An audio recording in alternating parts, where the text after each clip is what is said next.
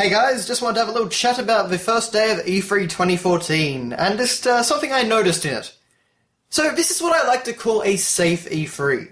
And by safe, I basically mean that not a whole lot of new interesting stuff is announced. It's mainly stuff that we already knew about. Now that's not to say that, there wasn't some interesting stuff announced. Certainly on the indie front there was, and there were a handful of things that we didn't know about. But overall, if you look at it, most things we knew about and we just kind of got gameplay demos or CG trailers for. Things like Assassin's Creed Unity, for example, The Order, Uncharted 4, of course, which they'd already announced, Star Wars Battlefront, Mirror's Edge 2, Dragon Age Inquisition, BioWare talked about, Mass Effect something that is related to that universe, as well as a brand new IP, but we got no details on that whatsoever, aside from the fact that it might take place in a more modern setting. But in general, basically, you get the idea. We didn't really get much new. We didn't get those groundbreaking announcements that we got last year.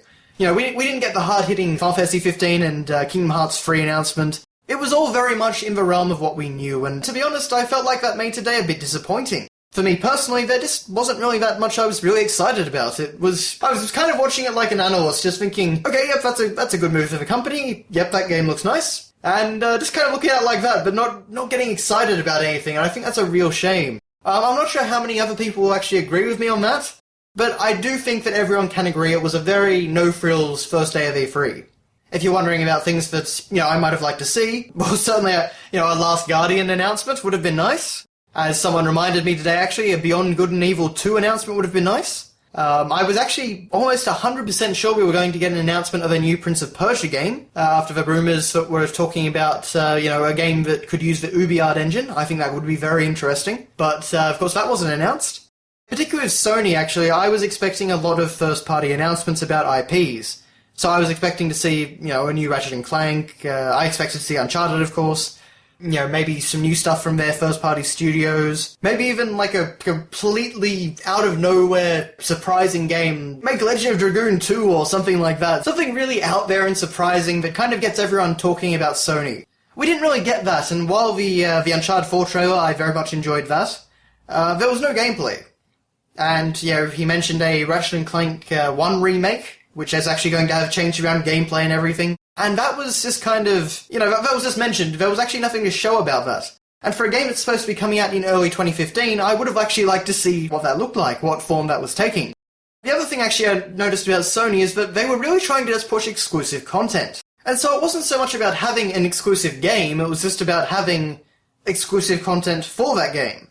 They certainly did have some exclusives that they were showing off and announcing, and, I think that, getting to announce Grand Theft Auto 5 for PS4, Xbox One, and PC, that was a pretty great move for them, and, getting to show off all the stuff about Destiny, all the indie games, some of which looked really fascinating. What was it called? Entwined, that looked quite interesting, and it was pretty cool they announced that, being available right now.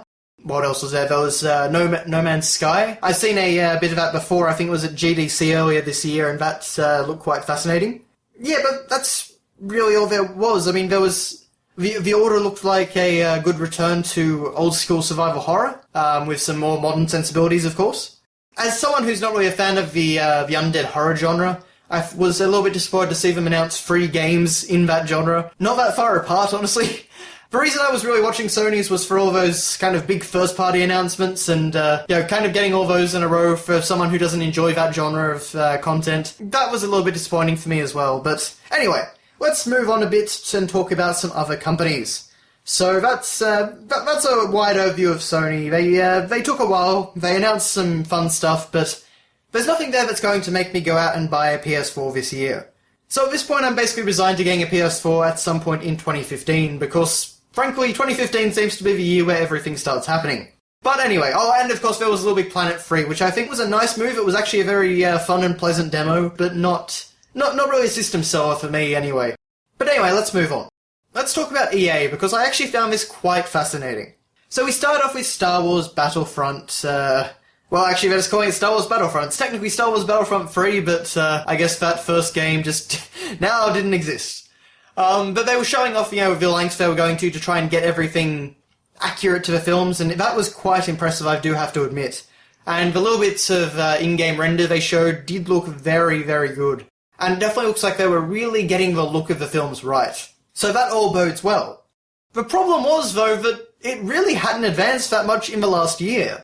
Now, I know I was reading somewhere about there was some delays or something, which I think had to do with Disney, but still, they were extraordinarily early. I mean, we didn't even really get to see any genuine gameplay. We got to see them hop on a vehicle and fly around a snow speeder for a short time. But that amounted to about 5 total seconds of in-game footage. It was very, very sparse. And I found that really quite disappointing because Battlefront is one of the games that I'm most excited for this generation. You know, it's been 10 years now since Battlefront 2, I think. It was a fantastic series. I want to play more of those games. And I was really expecting that this year we would get a genuine look at some gameplay.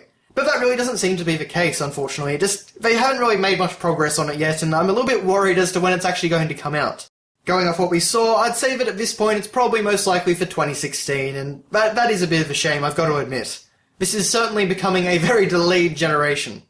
But the Battlefront scenario was actually very common for a lot of EA's games. They showed a number of sports games, which were fine. I'm afraid that I couldn't really care less about that sort of thing, but good for them. We saw Mirror's Edge 2, which again really doesn't appear to have actually changed very much in the last year. I'm not sure what's going on behind the scenes there. I am very much looking forward to that game though, and again, like Battlefront, I was just disappointed not to see that it was further along. So I don't know what EA is doing there, but obviously their development processes have had some hiccups. So aside from that, we also got a look at some BioWare stuff, and we actually got a look at a game which is actually kind of nearing completion now, and that's Dragon Age Inquisition. And that is looking quite good again. We didn't get a whole sense of the gameplay. I would have liked to see a proper gameplay demo of that, where people actually just played through it, but unfortunately that was not the case. But it was still very impressive, and the celloist they got to play the theme was very good. That was quite nice.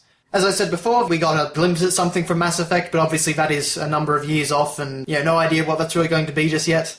And we got a glimpse at a new IP from BioWare, which is potentially very exciting, but we, again, don't really have much to go off aside from that it'll be a modern setting. And we got a extended gameplay demo of Battlefield Hardline. Honestly, that game looked pretty nice. I think they've done quite a good job of that, and the demo was pretty fun to watch. Maybe a little bit long, but I do actually like the concept there, and I think they've definitely done a good spin-off of the Battlefield series. And I've got to admit, announcing that the beta was live for PS4 users right now, that was pretty exciting, I've got to admit. They did a good job doing that, and anytime you can announce something on the day that you're showing it off, that is always great. That always gets the crowds very hyped up. But I think that's really all I can say about EA. Obviously facing some development issues, and not showing off a whole bunch of completed games. Obviously a lot of things that are very early in the pipeline, so it'll be interesting to see what they show off next year. Okay, moving right along, we have, of course, Ubisoft. As I said, Assassin's Creed Unity looked really fantastic. I'm so happy with the changes they've made to things like free running and cover and crouching and things like that. There is actually a genuine stealth system for once. I might actually be able to stealth in Assassin's Creed.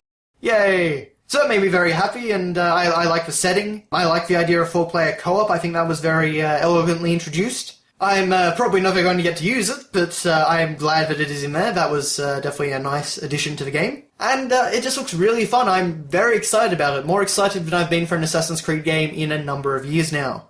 Beyond that, the new Rainbow Six looked quite nice. Not really my sort of thing, but I did actually like the way it was all handled. I think that's quite a unique multiplayer mode, and it's always nice to see that series back.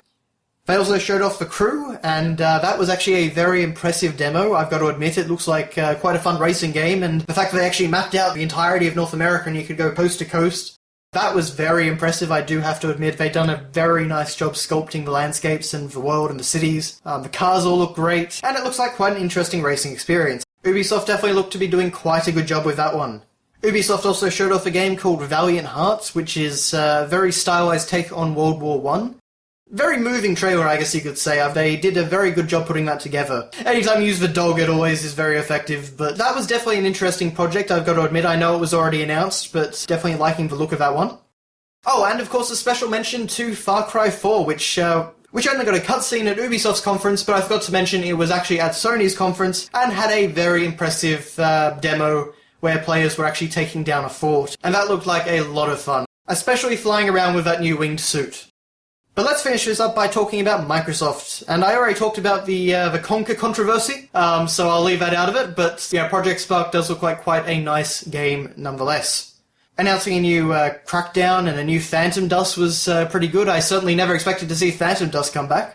They showed a demo for Fable, what was it, Fable Heroes or something, Fable Legends, something like that. Not terribly unusual, but definitely an interesting game, and I really like the idea that one player actually gets to be the villain.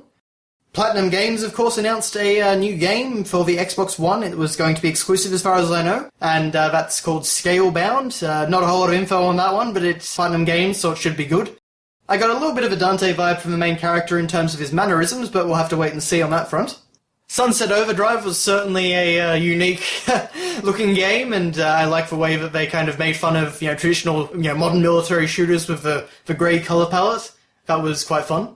We got a look, of course, at The Witcher 3, and that game is looking fantastic. Very excited to eventually play that. I'm not sure exactly when I will, but because I would prefer to get it on PC, but and I'm not sure if I can actually play it. The open world is very impressive, and the fact that quests can kind of interlock depending on where you are and what you interact with. He could mention the griffin to that woman that he saved, and if he wasn't hunting the griffin at that time but came across her, he may not be able to mention that, it might be something else. So that was quite interesting. And they're also doing a new Tomb Raider, Rise of the Tomb Raider, which might actually be a little bit more classic Tomb Raider in its style, more archaeological and things like that. So I'm not exactly sure at this point. The trailer was a little bit hammy, I guess you could say, with Laura's one line in it. But, it still conveyed, I think, what it was supposed to, and I'm interested to see where they go with that. But of course, some of the biggest news for Microsoft was the Halo content. And they're doing something called the Halo Master Chief Collection, which looks very impressive. And they're also talking a little bit about Halo 5 and the multiplayer experience that you'll get with that. And not too much about Halo 5, just basically saying that it showed that this new Spartan-like character was watching Master Chief at some point in Halo 2. And if you buy the Master Chief Collection, then you actually get access to the Halo 5 multiplayer beta, which is pretty cool. They're doing a proper Halo 2 anniversary remastering, which I think is quite exciting, and they're actually getting Blur Studios, who make all those great CG trailers that we all love to look at. They're actually getting them to remake some of the cutscenes from Halo 2, which is quite exciting. Those are going to look fantastic. And they also announced that all of the Halo games that are coming with the package are going to have their original multiplayer modes intact. So that is great for long-time fans of the series, especially those that were really disappointed about Halo 2's multiplayer being taken down a few years back. So overall, I'd say that Microsoft actually had a pretty good press conference. They did actually show a lot of games, and it shows that they're definitely changing their attitude. I think the new head of Xbox, Phil Spencer, is actually doing quite a good job of kind of turning the ship around. So that was really great to see. But that's pretty much all the big announcements from E3 2014 Day 1. It was a fine day. I would definitely not call this a bad E3, but it's not a hugely exciting one. It's just a kind of, as I said at the beginning of this video, a safe E3. But tell me what you guys thought. Did you enjoy the day? Thanks for watching, and I'll see you next time.